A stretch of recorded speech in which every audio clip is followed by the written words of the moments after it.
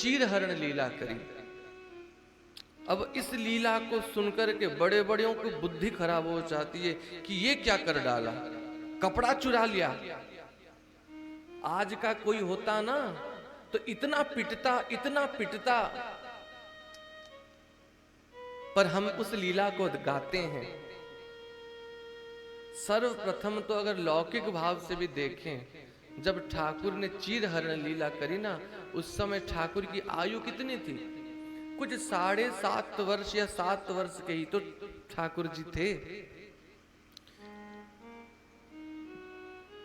क्योंकि जब रास हुआ तब ठाकुर जी की आयु थी 8.5 वर्ष, और उसके 1 वर्ष पूर्व ही चीरहरण लीला हुई है, तो 7.5 वर्ष के ठाकुर थे।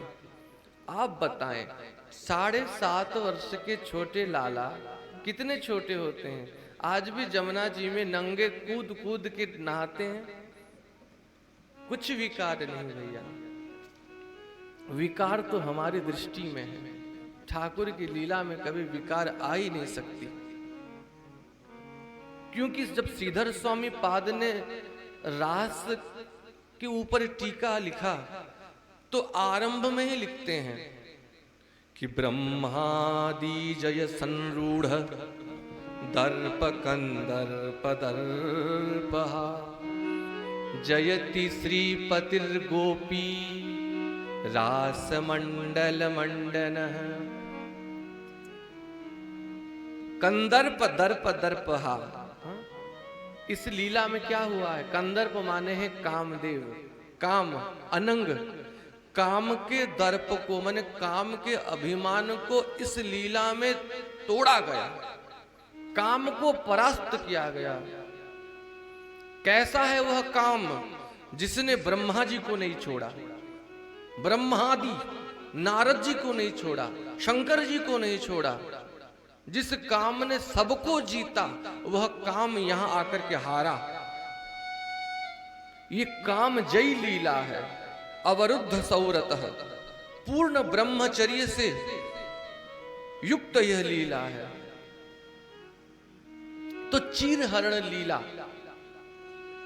चीर माने है कपड़ा, कपड़ा माने है पर्दा।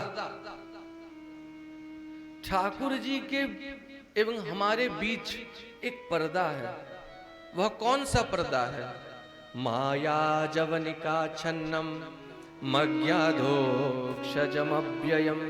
कुंती बुआ कह रही है, एक माया का पर्दा ठाकुर ने जीव के और अपने बीच रखा है। उस माया के पर्दे के चलते हम विविध लीलाओं का रसास्वादन कर नहीं पाते। जब तक पर्दा रहेगा तब तक गोपी रास का आनंद नहीं ले पाएगी।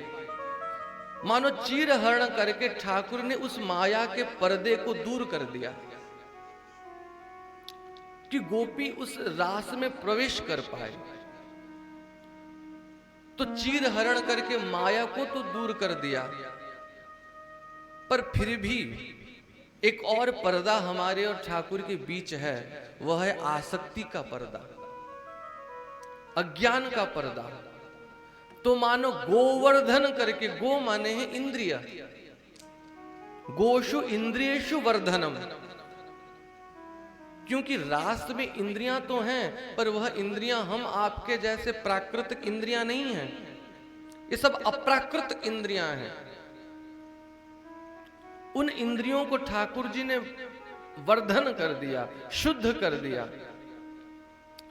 मानो कोई नई नवेली बहू, दुल्हन, हाल की ब्याही, वो श्री राधा श्याम सुंदर जी में दर्शन करने को आए, और राधा श्याम सुंदर जी में अनवसर है, पर्दा है, भीतर भोग चल रहा है, और उस बहू ने भी छाती तक घूंघट डाल रखा है। तो राधा श्याम सुंदर एवं उस बहू के बीच कितने पर्दे हो गए? 2 पर्दे हो गए। एक पर्दा उस बहू ने अपने ऊपर डाला है और एक पर्दा श्री ठाकुर जी के सामने है। तो जब अनवसर दूर हुआ, गोसाई जी ने पर्दा हटा दिया, सब तो दर्शन कर पा रहे हैं, पर अभी भी वह बहू दर्शन कर नहीं पाती, क्योंकि उसके सामने भी एक पर्दा है। और उसके हाथ में ऐसी ताजी ताजी सुबह की मेहंदी लगी है कि वो चाह कर के भी उस पर्दे को परिवर्तित नहीं कर पाती। तो वो प्रतीक्षा करती है अपने प्रियतम की, उसके पति की, कि जब उसका पति आए और उस पर्दे को हटा दे तो वह भी श्री श्याम सुंदर का दर्शन कर पाए। ऐसे ही जीव एवं भगवान के बीच दो पर्दे हैं। एक पर्दा तो है माया का पर्दा जो ठाकुर ने डाला है, दूसरा पर्दा है अज्ञान का पर्दा जो हमारे आगे है। जब ठाकुर विविध लीलाओं का प्रकाश करते हैं तो माया के पर्दे को तो हटा देते हैं, फिर भी जीव दर्शन नहीं कर पाता, क्योंकि अज्ञान का पर्दा सामने है और हाथ में ऐसी आसक्ति की मेहंदी लगी है कि वो चाह करके भी उस पर्दे को हटा नहीं पाता। तो वह जीव प्रतीक्षा करता है अपने प्रियतम का, और उसका प्रियतम है कौन? श्री सद्गुरुदेव ही वह प्रियतम है। जब सद्गुरुदेव आकर के कृपा करके उस अज्ञान रूपी पर्दे को हटा देते हैं और जीव उस महाराज का दर्शन करता है, उस जीव एवं ब्रह्म के बीच जो आनंद का संवाद होता है उसी रस को रास कहते हैं।